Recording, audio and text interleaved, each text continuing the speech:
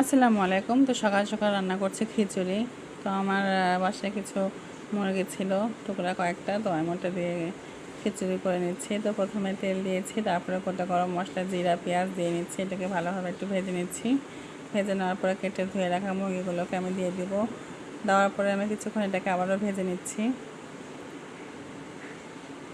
তো ভেজে নেওয়া হয়ে গেলে আমি এর মধ্যে একটু আদা রসুন বাটা দিয়ে দিব। তো এখানে তেজপাতা দিয়ে দিয়েছি, তেজপাতা ভুলে গিয়েছিলাম প্রথমে।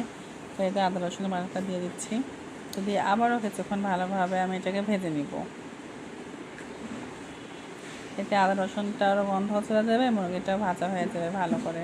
তো এতে এখানে গুঁড়া মরিচ দিয়ে দিচ্ছি, লবণ দিলাম, এখানে দেবো মাংসের মশলা।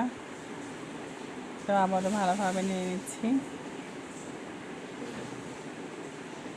কিছুক্ষণ এটাকে আমি কষিয়ে নেব।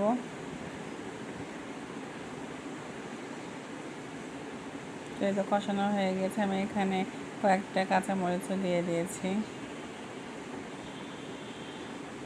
আমি আজকে হলুদ দেব না, তেমনি হলুদ কালার চলে আসবে মশলার জন্যে।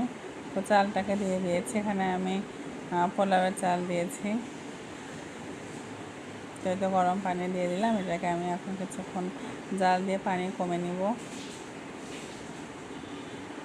এটা হয়ে গিয়েছে, পানি কমে গিয়েছে, এটাকে আমি এখন দমে রেখে দিব।